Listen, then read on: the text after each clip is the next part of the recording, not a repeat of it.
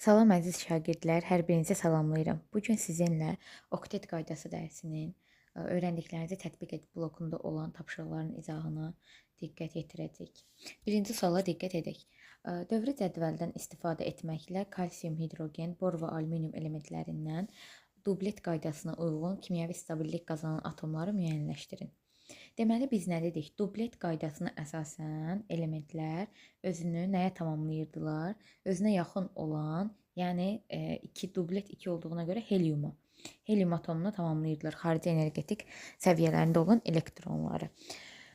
Bu dublet qaydasına əsasən də, məsələn, 4 element burada veribdir şərtdə. Nə hidrogen, kalsium, hidrogen, bor, bir də alüminium.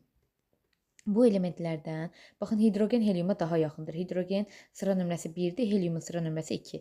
Deməli, hidrogen dublet qaydasına tamamlana bilər, əsaslana bilər, yəni necə deyim, tabe ola bilər və eyni zamanda bu elementlərdən kalsium gördüyümüz kimi, baxın, kalsium 4-cü dövrdə yerləşir, heliumu uzaqdır, ona görə də o özünü, yəni dublet qaydasını tamamlana bilməz.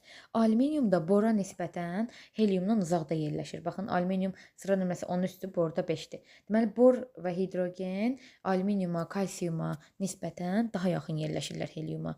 Heliuma yaxın yerləşməlidir ki, xarici energetik səviyyəsində, deməli, 2-yə tamamlanmalıdırlar. Ona görə də bir də bor. İndi baxaq bunlardan hansı elektronunu verərək, hansı elektronunu alaraq. Hidrogenin bildiyimiz kimi bir protonu var, neytral halda bir də elektronu var deməkdir. Və o özünü heliuma, dublet qaydasına əsasən heliumda olan elektron sayını tamamlamalıdır. Heliumun neçə 2 dənə protonu var, neytral halda, yəni 2 elektronu da var da. 2-yə tamamlamaq üçün hidrogen elektronlarını, 2 elektronu olsa əgər hidrogenin, bu deməkdir ki, protonu 1-dir. Bu deməkdir ki, yükü neçə olmalıdır hidrogenin? Yükü, proton çıxısın elektron nə olmalıdır? 1 mənfi yüklənməlidir. Yük, baxın, azaldı. Yük azaldısa elektron sayı nə olur? Artır. Yük neçə vahid azalıb? 1 vahid elektron sayı artıb. Baxın, plus 1 elektron. Elektron sayı 1 vahid artdı. Yəni, hidrogen özünü nəyə? Heliuma tamamladı. Və bundan əlavə bor. Yəni, hidrogen, deməli, sıfırdan getdi neçəyə? H mənfi 1-ə. Bu da o deməkdir, mənfi olsa, ionun belə deyək də, yükü əgər azalırsa, o elektron almışdır deməkdir. Neçə elektron alıb? 1 elektron. Və bora diqqət edirək. Borun sıra nömrəsi 5-dir. 5 neytral halda 5 protonu, 5 elektronu var. Heliuma tamamlanması üçün özünü, heliumun neçə elektronu var idi? 2 elektronu var idi. 2-yə tamamlanması üçün xarici elektronunu, deməli, bildiyimiz kimi proton sayda 5-dir və bu zaman o 3 müsbət yüklənməlidir. Çünki 5-dən çıxırıq 2-ni, proton çıxısın elektron, müsbət 3. İonun yükü, daha doğrusu baxın, 0-dan gedir 3-ə, müsbət 3-ə, artır, azalır, artır, artırsa elektron sayı azalır deməkdir. Nə qədər artıb? 3 vahid minus 3 elektron. Elektron da 3 vahid azalır. Deməli, hidrogen elektronunu alaraq, 1 elektron alaraq heliuma tamamlanır.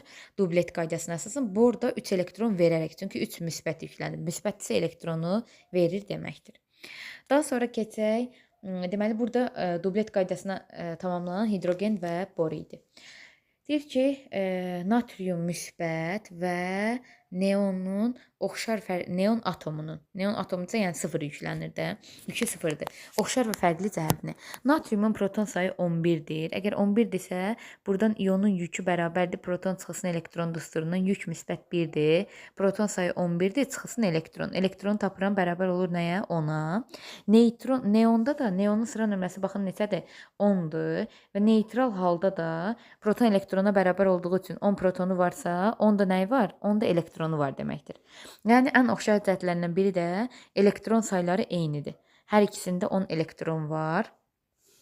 Daha sonra isə bizə nə deyir? Deyir ki, oxşar və fərqli cəhətlərini, natrium bildiyimiz kimi kationdur, yəni müsbət yüklənib, neon isə neytraldır, atom halındadır. Natrium elektronunu verib, neon isə dediyimiz kimi neytraldır. Bu da fərqli cəhətləri ola bilər. Oxşar cəhəti isə 10 elektronu vardır. Üçüncü suala baxaq. Oktet qaydasında elementlərin metallıq və qeyri-metallıq xassəsi ilə əlaqələndirin və cavabınızı deyir ki, natrium və xlor misalında izah edin. Əslində bayaq izah etmişəm dərs əsnasında. İndi diqqət yetirək. Natrium biz dedik ki, proton sayı 11-dir və o ya neona tamamlanmalıdır özünü, ya da arqona. Neona tamamlanması üçün neonun deməli elektron sayı 10 idi. Elektron sayı 10-dursa neonda və daha doğrusu neon yox, burada natrium yazım. Yəni natrium özünü elektron sayını neona tamamlayır. Və buna görə də proton sayı dəyişmir. Yük də nə olar? Proton çıxsın elektron müsbət 1 olur.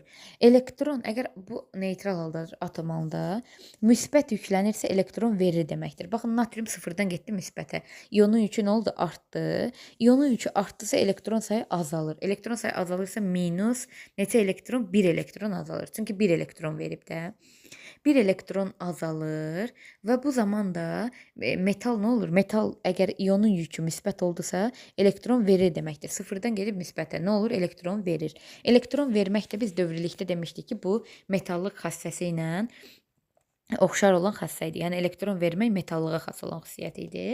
Xlor isə deməli sıra nömrəsi 17-dir və o özünü neona da tamamlaya bilər, arqona da tamamlaya bilər. Neona tamamlasa elektron verər, amma qeyri-metallar biz dedik, natrium xlor birləşməsi əmələ gətirirsə, natrium artıq elektron verirsə, xlor mütləq almalıdır. Alması üçün də deməli 17 protonu var. Proton sayı dəyişmir. Bu neytral haldadır.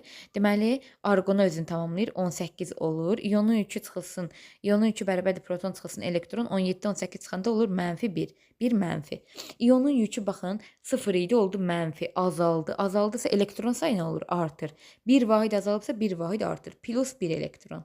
Və bu zamanda əgər atom deməli belə deyək də mənfi yüklənirsə, o elektron alır deməkdir. Artıq aniona çevrilir, elektron alır. Elektron almaq xassəsi də nəyə xas idi? Qeyri-metallara. Xlor da qeyri-metal olduğuna görə elektron aldığı buradan görünür. Əgər element müsbət yüklənirsə elektron verir, yükü artır. Əgər element mənfi yüklənirsə elektron alır və yükü azalır.